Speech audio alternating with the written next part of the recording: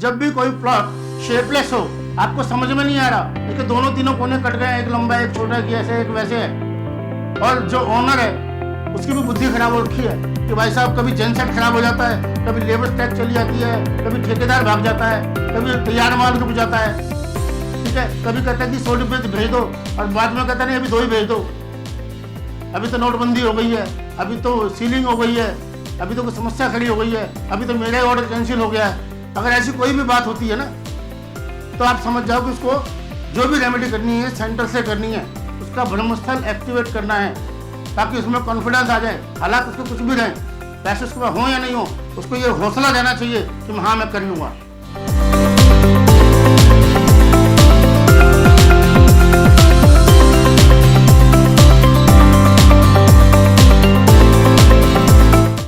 ध्यान दीजिए सब इधर, सबके पास मैप आ गए, बन गए।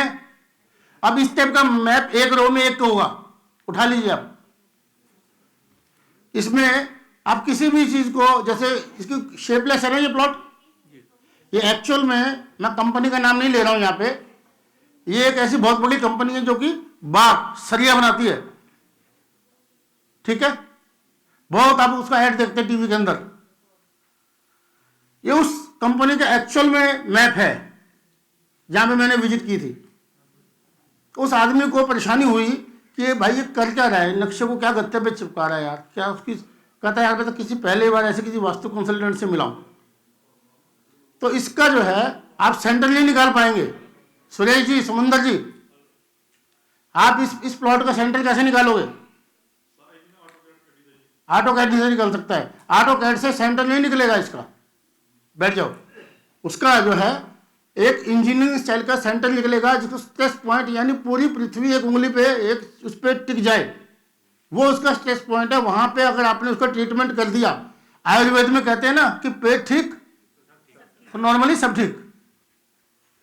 तो जब हमने किसी का सेंटर ठीक कर दिया, बच्चा मात्र केवल योनि से निकलता है, बाकी उसका सारा सिस्टम एक फूड पाइप से चलता है ना।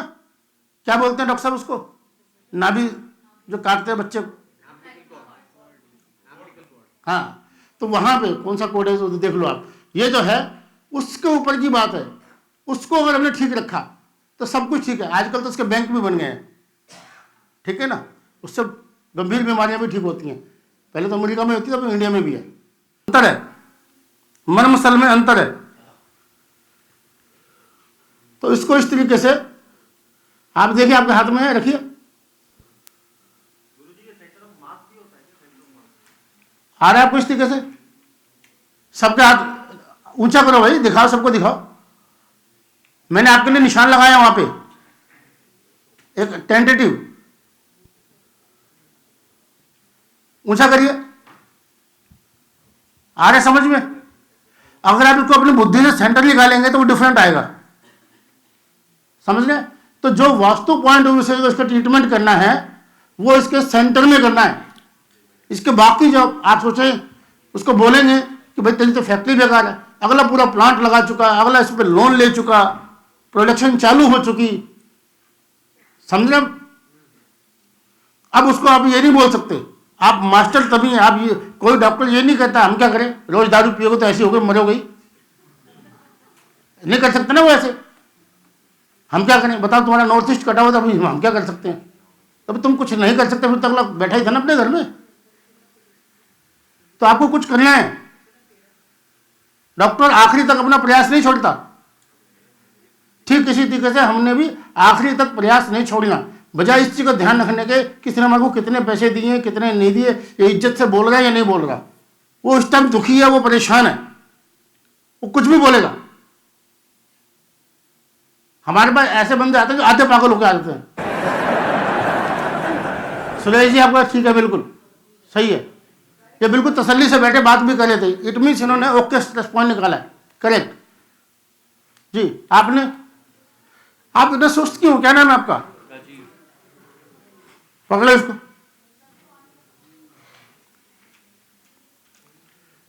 इसको देखो मत, ऐसे लगो, वो तो तबे जब नहीं है वो तो।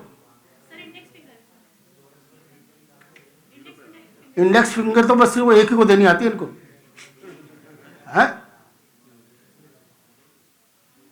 भाई साहब खुद नहीं टेढ़े होना।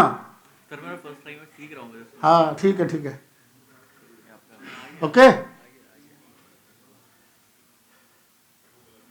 तो इससे यहाँ पे कोई भी रेमेडी करनी है, जब भी कोई प्लॉट शेपलेस हो, आपको समझ में नहीं आ रहा, इसके दोनों तीनों कोने कट गए, एक लंबा एक छोटा किया, ऐसे एक वैसे है, और जो ओनर है उसकी भी बुद्धि खराब हो रखी है कि भाई साहब कभी जेनसेट खराब हो जाता है, कभी लेबर स्ट्राइक चली जाती है, कभी ठेकेदार भाग जाता है, कभी तैयार माल रुक जाता है, ठीक है, कभी कहता है कि 100 डिब्बे भेज दो और बाद में कहता नहीं अभी 2 ही भेज दो, अभी तो नोटबंदी हो गई है, अभी तो सीलिंग हो गई है, अभी तो कोई समस्या खड़ी हो गई है, अभी तो मेरा ऑर्डर कैंसिल हो गया है। अगर ऐसी कोई भी बात होती है ना, तो आप समझ जाओ कि उसको जो भी रेमेडी करनी है सेंटर से करनी है, उसका ब्रह्मस्थल एक्टिवेट करना है ताकि उसमें कॉन्फिडेंस आ जाए। हालात उसको कुछ भी रहें, पैसे उसके पास हो या नहीं हो, उसको ये हौसला देना चाहिए कि हाँ मैं कर लूँगा। क्योंकि 99% जो आदमी हारता है हौसले से, पंजाबी में कहावत है ना, मन जीते जग जीते बोलते हैं ना, जिसने इस मन को जीत लिया वो अलग ढंग से, इसको अलग ढंग से कह रहा हूँ मैं कि मन का मतलब कॉन्फिडेंस, ठीक है ना। दूसरी भाषा में जो ये बोल रहे हैं कि मन के हारे हारे और मन के जीते जीत। तो बड़े बड़े लोग, एक छोटी सी स्टोरी सुनाऊं आपको 1 मिनट की। एक बंदा बड़ा व्यापारी होता है, बड़ा परेशान होता है, ऐसे लॉन में बैठा होता है, पार्क में बैठा होता है, और कहता भाई मेरे पे तो कुछ है ही नहीं, मैं सब लुट पिट गया, दुखी सा होता है। इतने में एक बड़ा जेंटलमैन को देखता है, टाई शाई लगे हुए, कोट वोट पहना हुआ आता है। कहता क्या बात, क्यों परेशान है? कहता ऐसे ऐसे मेरे को बहुत दिक्कत है पैसे की। कहता कितने पैसे की चाहिए? कहता बस मेरे को 2 करोड़ रुपये मिल जाए तो मैं अपना काम दोबारा से सेट कर लूँगा। कहता अभी कितने? कहता अभी थोड़े से हैं लेकिन उससे काम चलेगा नहीं। कहता कोई बात नहीं। कहता एक काम कर, चेकबुक निकालता है, कहता 2 करोड़ रुपये तेरे को दे दिए। कहता लेकिन इसको तो 5-10 दिन खर्च मत करियो, पहले अपने पैसे से शुरू कर। कहता ही ठीक है। वो शुरू करता है, उसको 2 करोड़ रुपये की चेक की जरूरत नहीं पड़ती। 3 महीने के बाद दोबारा आता है उसी पार्क में। कहता वो जेंटलमैन कहाँ है? और उसे पूछता है। कहता कौन? कहता वो कोट वोट पहनता, लाल टाई पहनता है। कहता वो? कहता क्यों, क्या बात होगी उससे? कहता नहीं, उसने मेरे को 2 करोड़ रुपये का चेक दिया था। कहता तुझे भी दिया था? कहता तो सबको देता है। कहता वो कैसे? कहता तो पागल है।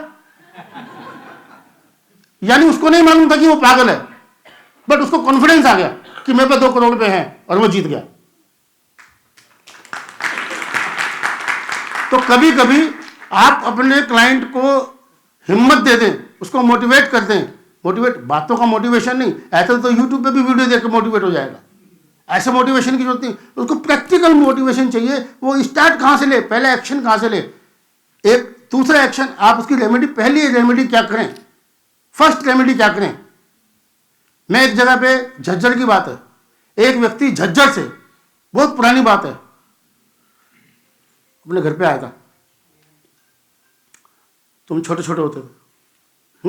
झज्जर से आया, बढ़िया आदमी, सफेद कुर्ता पजामा अगले के, और करीब 8:15 बजे, सर्दियों का यही टाइम था, सर्दियों का दिन, अगला घर के नीचे आ गया। मतलब मेरा घर किसी को पता नहीं होता था, नॉर्मली मेरा एड्रेस पंजाबी बाग का पता होता था सबको, बट वो मेरे घर पे आ गया। तो मैंने कहा सवेरे सवेरे कौन आ गया? तो ठीक ठाक सा लग रहा था, सफेद कुर्ता पजामा अगले का, बढ़िया प्रेस किया हुआ। कहता जी मैं बहुत दुखी हूँ, मैं बहुत परेशान हूँ। हरियाणवी समझते हैं?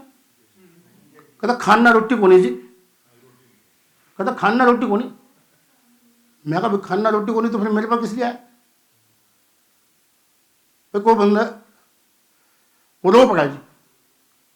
मैंने उसको बोला कैसे आए? मैंने सोचा गाली वाली तो होगी इसके पास, आदमी कह देता है खाने के लिए रोटी नहीं है, तो वो तो कहने वाली बात हो गई।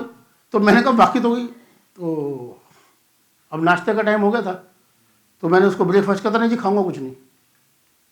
मैं कहा अच्छा भी खाएगा कुछ नहीं? मैं क्या बात, मैंने सोचा कोई नियम ले रखा हो भी बाहर का नहीं खाता। कहता नहीं जी खाऊंगा कुछ नहीं। अच्छा कोई बात नहीं, मत खा। मैंने अपना नाश्ता कर लिया। उसके बाद मैं देखा, मैं कहा आपकी गाड़ी कहाँ है? मैं कहा चलो चलता हूँ तेरे साथ, पैसे नहीं है कोई बात नहीं। इन बातों हो गए लगभग 21-22 साल पुरानी बात बता रहा हूँ मैं, तभी बोलो ये बच्चे छोटे छोटे थे। तो मैंने देखा तो छोटे कैरियर की साइकिल होती है, ब्लैक काली साइकिल है ना, एटलस वाली, वो साइकिल पे वो आया हुआ। मैं कहा कहाँ से आया है?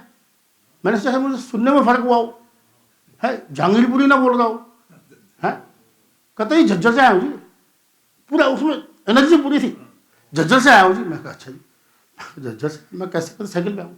क्या कितने बजे चला? कहता नींद तो आती को नहीं जी, 3:30 बजे चल लिया था। 3:30 बजे चल के अगला साइकिल पे। मेरे को सच्ची में दुख हुआ। मैंने अपनी गाड़ी में उसको बिठाया, मैं साइकिल छोड़ दे। कहता ना जी आप तकलीफ मत मानो, कहता आप कल आ जाओ। मैं कहना अभी मूडा, कल तो मैं फिर व्यापारी बन जाऊंगा, कल तो पैसे मांग लूंगा तुझसे। मैं कहा अभी चल। मैं कहा छोड़ मेरी गाड़ी में चल। जाके देखा उसका घर तो बहुत बड़ा था, पैसे नहीं थे उसके पास। मैंने कहा भाई ये दीवार तो टूटी हुई है, इसको ठीक कर लेगा? कहता कर लूंगा। उसके बाद किचन में कहता पैसे है नहीं जी, कहता बता दी, कहता कुछ नहीं है जी। वो कैसे आपको समझाऊं, जो उसे चाय के साथ में नमकीन रखी थी ना, वो नमकीन का बड़ा पैकेट नहीं लाया था, वो जो 5 रुपए का आता ना, वो पैकेट लाया था मेरे आगे रखने के लिए। समझ में आ गई बात आपको? ऐसे आदमी से पैसे ले सकते हैं? बिल्कुल ही नहीं ले सकते, उल्टा दे के आने का ढंग हो जाता है। तो मैंने जो है उसको मैंने उसको एक बोर्ड पड़ा होता है, जैसे बोर्ड लगा, बोर्ड नहीं होता प्लाई बोर्ड, मैंने कहा ये बिछा ले जमीन पे। मैंने उसकी बीवी को बोला, मैं कहा यहाँ पे अपना रोटी वोटी बना, तो किचन तो चेंज कर नहीं सकते, तो पैसे नहीं तो कुछ कर सकते नहीं। मैंने कहा यहाँ पे इस पे बना, वुड एलिमेंट की बात बता रहा हूँ।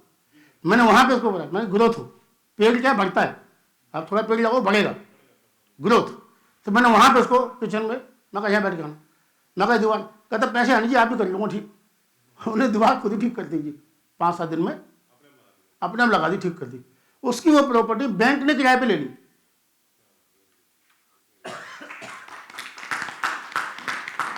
डेढ़ साल के बाद वो लाला 800 में मेरे को मेरी फीस दे के गया।